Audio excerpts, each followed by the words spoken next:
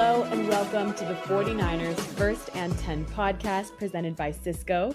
10 minutes of the most up-to-date 49ers news first thing in the morning.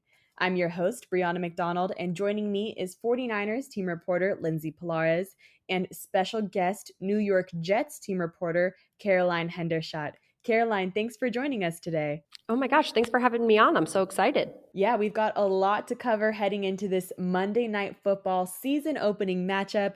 Today we're going to talk Aaron Rodgers, Brock Purdy, defensive standouts, that Saleh Shanahan coaching connection. There's so much to get into surrounding this game. But before we do that, let's quickly recap the offseason. Caroline, what's changed for the Jets since the end of that 2023 season? What were some key areas the team focused on before getting here to week one? I mean, I think there was so much change from the end of the season, right? Like, I believe that GM Joe Douglas put in a lot of work this offseason. So he went, and obviously Aaron Rodgers came back fully healthy in the offseason and honestly close to the end of last season, but came back fully healthy and was practicing with the team. So that was a change for the team. They added some more weapons on offense, including Mike Williams, who was recovering from his injury and is also now prepared to go for Monday night. And they completely revamped the offensive line, which I think was a big point of emphasis for all parties involved. There was 13 different offensive line combinations last year for the Jets, so that was a big point of contention, just with all of the change and nothing being the same and losing one of their guards in Elijah Vera Tucker. So there was a lot of work to be done on that O-line. And with the additions of left tackle Tyron Smith, left guard John Simpson, and then you have the center Joe Tippmann returning, Elijah Vera Tucker returning as right guard, and then the addition of Morgan Moses as the right tackle. So I think it's going to be a big change in a good way on the offensive side of the ball. And then with the defensive side of the ball, almost every single defensive player returned from that top 5 Jets defense last year. So that's going to be another year in the system for them. So should be very competitive. And for the 49ers, it seems like they put their pieces of the puzzle together this offseason, extending Jawan Jennings, Christian McCaffrey, Brandon Ayuk, and then recently getting things in line for Trent Williams. Lindsay, how have these deals set the 49ers up for success? And do they bring a sense of confidence to the team as they head into week one? Yeah, so the 49ers situation is almost the exact opposite of what the Jets went through. There was a restructure of the defensive side of the ball. And like you mentioned, just the securing of all the weapons on offense, right? So you wanted this very high scoring offense that put up almost 30 points a game to pretty much just stay intact. And you're hoping for kind of a copy and paste on the offensive side of the ball, especially with just the embarrassment of riches that the 49ers have. Like you mentioned, Christian McCaffrey, the NFL Offensive Player of the Year. You've got George Kittle, who had over 1,000 yards. You have Brandon Ayuk, Deebo Samuel. Really, the last two pieces of the puzzle came together on Monday, and that was with earlier, a little bit earlier for Brandon Ayuk, but Brandon Ayuk and Trent Williams. So the offense is looking in really good shape, and for the defense, also looking great, but a lot of new faces, particularly on the defensive line. A big emphasis for the 49ers was making sure that they tighten up the run defense in 2024. So you brought in Malik Collins from the Houston Texans and then Leonard Floyd from the Buffalo Bills. Really like just a totally new D-line. You've got Yetur Gross-Matos, Jordan Elliott from the Browns. You bring in Devondre Campbell as well as a linebacker with Dre Greenlaw out after tearing his Achilles in the Super Bowl. And then on the back end, you bring in Isaac Yiadom from the Saints. So a lot of new faces for the 49ers defense. But yes, it's all come together just in time for Monday Night Football. Yeah, Lindsay, definitely. A bit has changed for the Niners with Nick Sorensen stepping up as defensive coordinator. Just like you mentioned, those new faces to the D-line. So faithful. Expect to see some new things from the 49ers defense in week one. But let's talk quarterbacks of the game. Aaron Rodgers is the national topic of conversation. Caroline, I want to know when he's not making headlines, but give me the feel on New York's offense and how things are clicking with him back in action. Yeah, I think the offense is really confident in the work that they have put in and the progress that they were able to make throughout training camp.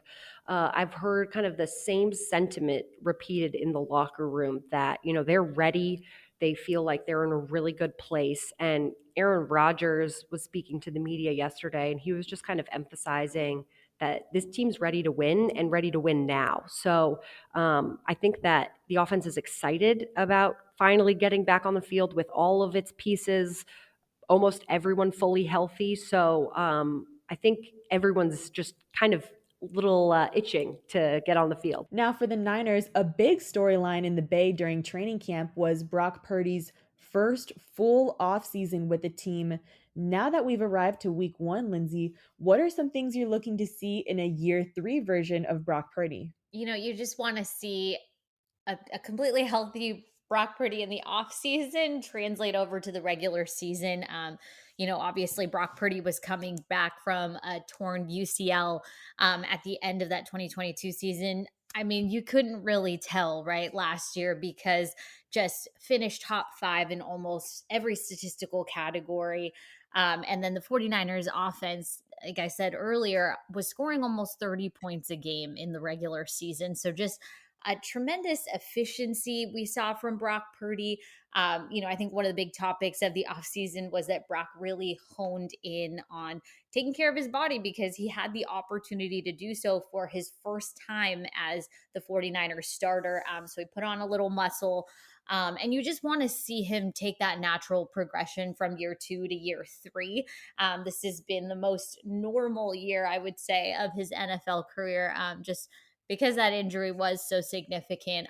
So you just want him to, not copy and paste, but just take the next step, right? Last season, he ended with 113 passer rating, first among all QBs in the NFL. You'd love to see that again. 31 passing touchdowns in the regular season, third most in the NFL, and he led this team to a Super Bowl 58 appearance. So you just want to see him continue to take the next step forward.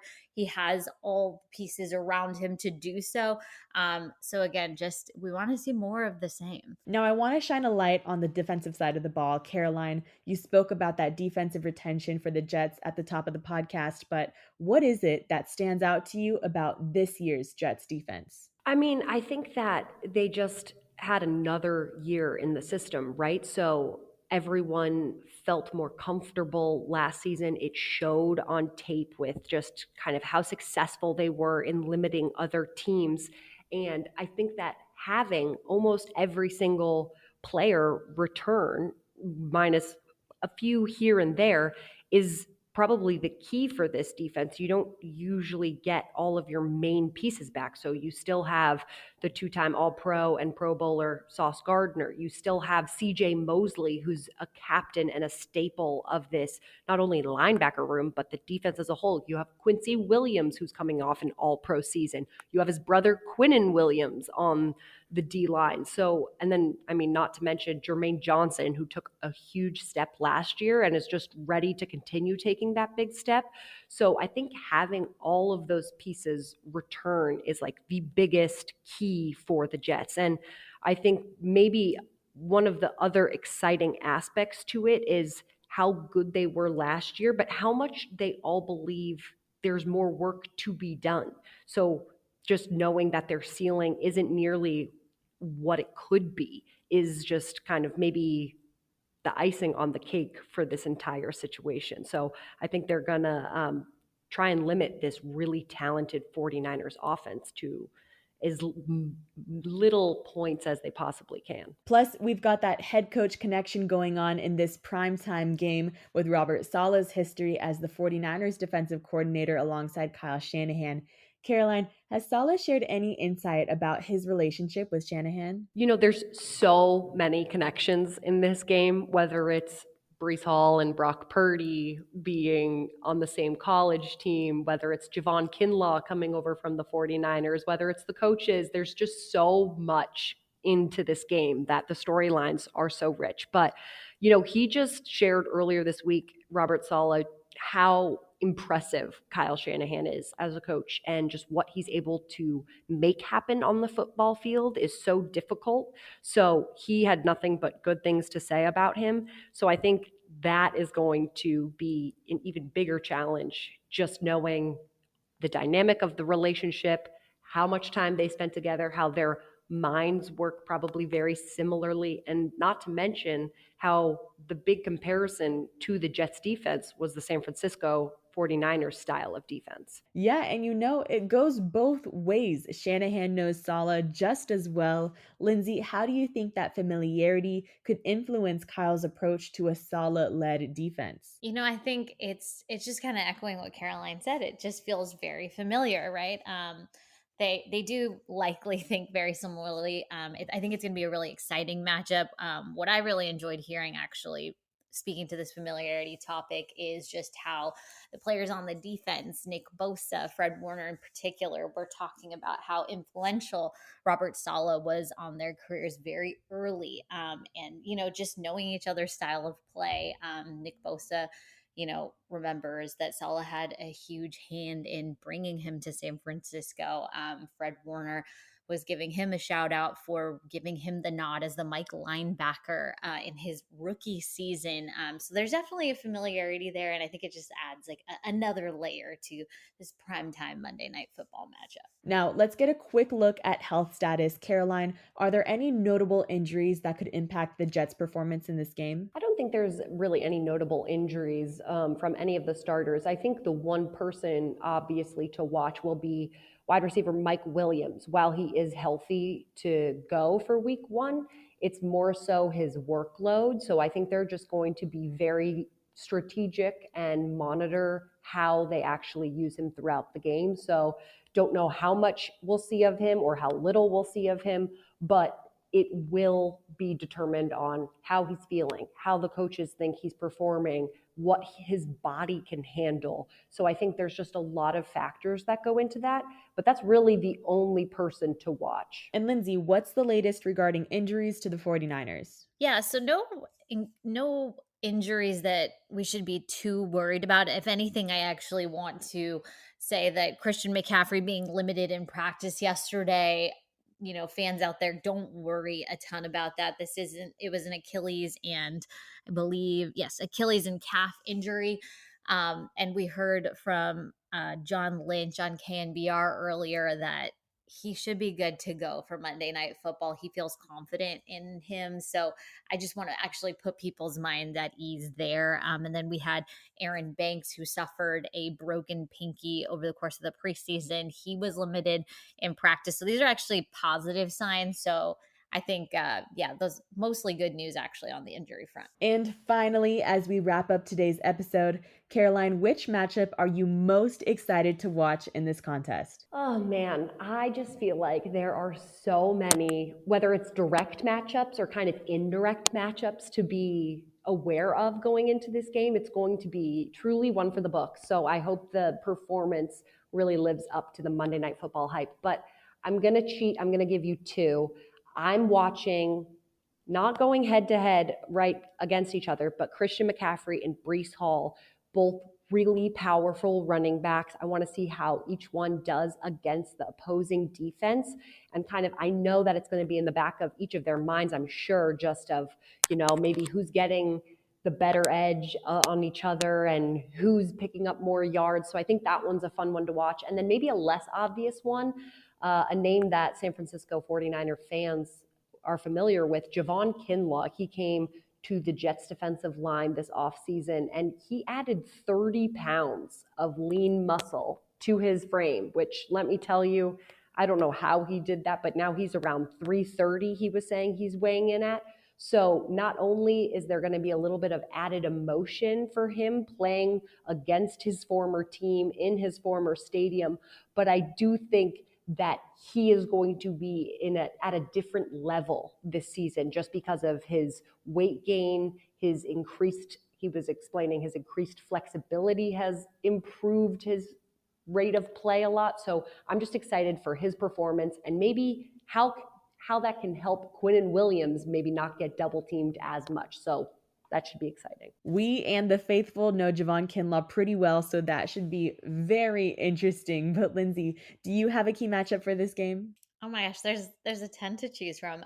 But I'm really interested to see Brock Purdy and the 49ers pass catchers against Sauce Gardner and Michael Carter. I just think that those are two incredibly talented cornerbacks on the New York Jets side.